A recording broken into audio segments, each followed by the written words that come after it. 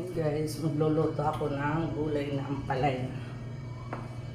Maaga akong magluluto kasi may pasok ang mga anak.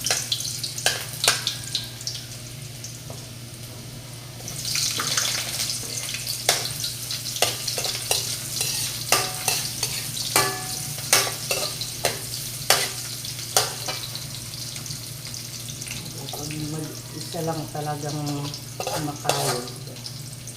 Wala nang tsaga-tsaga. Kamutin karin nito yan.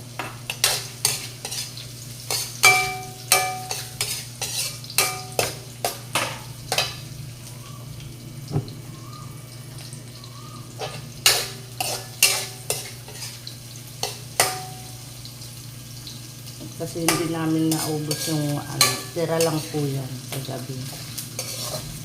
Hindi siya naubos.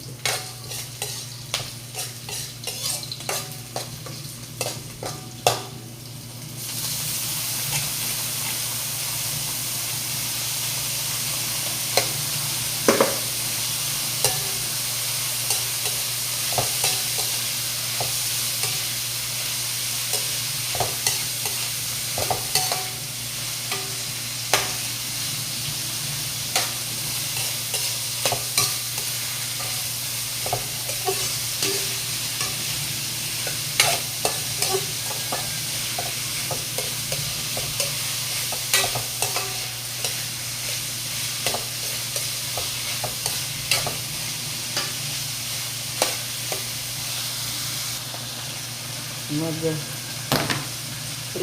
pa ako ng isda. Prito ako ng isda.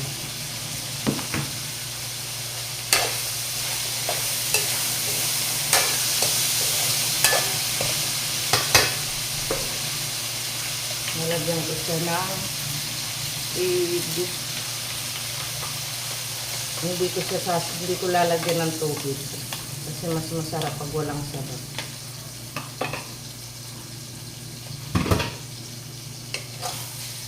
Kasi gulay na ampalaya naman. Hindi naman siya sinigang. Kaya huwag natin sabawan. Maluluto siya sa ng itlog at saka sariling tubig ng ampalaya.